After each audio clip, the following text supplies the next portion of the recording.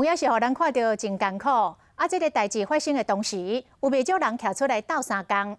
嘉义火车头一个站务员听到列车长话讲嫌犯有刀，伊无顾到家己的安全，随上向前协助警察要来抓这个嫌犯。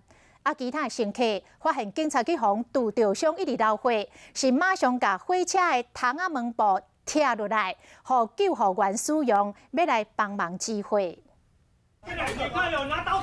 听到列车长的话声，二个站务员冲上车帮助警察。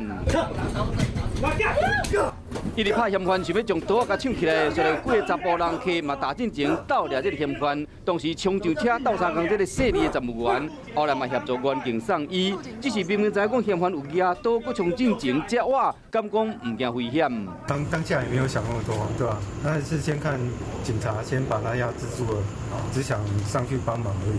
热心协助唔拿伊尔，同时要有车顶男女乘客。拆窗帘，多拆一些。将窗帘拆落来后，救护人员因为着向员警一直出血。他的伤口可以先帮他压住。有人到救护，有人掠凶嫌，代替自强号顶面这件杀警案件，站务员甲人客做伙将凶嫌掠起来。 这个代志好人去着惊，因为伫车顶非常紧急的情形之下，大家共款同心协力协助这个员警送医。只是事后听讲，这个员警不幸殉职，拢真感伤。